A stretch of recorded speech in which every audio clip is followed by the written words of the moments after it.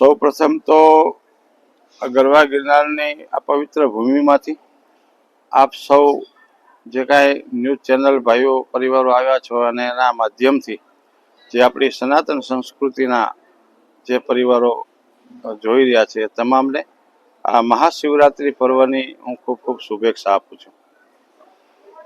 મહાશિવરાત્રિ એ પરમાત્મા દેવ આદિદેવ મહાદેવ ભગવાન ભોળાનાથનો તહેવાર અને આપણી હિન્દુ સંસ્કૃતિની અંદર મહાદેવ એ મહાદેવ છે.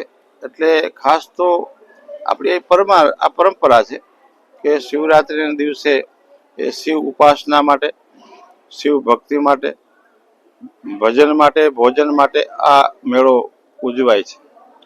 એટલે એ અનુસંધાને અત્યારે જે આ કાર્યક્રમ ચાલી રહ્યો છે, બધા હવ યથાશક્તિ પ્રમાણે સંતો, મહંતો, મહાપુરુષો અનેક અન્નક્ષેત્રો સેવા કરી રહ્યા છે. દરેક આપણા હિન્દુ સંસ્કૃતિના તમામ સનાતની પ્રેમીઓએ આ મેળાની મુલાકાત લેવી જોઈએ. આમાંથી આધ્યાત્મિક આપને કંઈક ઉર્જા પ્રાપ્ત થશે. આવનાર આપણી જે પેઢી છે એને પણ જીવનની અંદર એક આપણી સનાતન પરંપરાની જાળવણી રહે એવા ભાવથી આપણા પરિવાર સાથે આ મેળાનો લાભ લેવો જોઈએ. સદગુરુ ત્રિકમદાસ બાપુ આપણા જુનાગઢની અંદર આમ તો આજે 100 વર્ષ જેટલો સમય થઈ ગયો અને સૌ પ્રથમ તો જોશીપરા વિસ્તારની અંદર આજથી 100 વર્ષ પહેલા જોશીપરા વિસ્તારની અંદર સરદારપરા છે ને એની અંદર સૂર્ય મંદિર છે.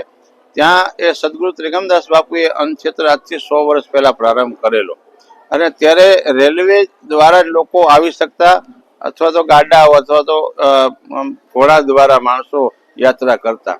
એ 100 વર્ષ પહેલા એ અન્નક્ષેત્ર પ્રારંભ કરેલો અને છેલ્લા 15 વર્ષથી ભવનાથની અંદર એ સદગુરુ ત્રિકમદાસ બાપુના નામે અહીંયા અન્નક્ષેત્ર પ્રારંભ કર્યો છે. અહીંયા 365 દિવસ કાયમિક માટે અન્નક્ષેત્ર ચાલે છે. શિવરાત્રી અને પરિક્રમા ઉપર વધારે યાત્રિકો આવતા હોય છે એ પ્રમાણે આયોજન ચાલે છે.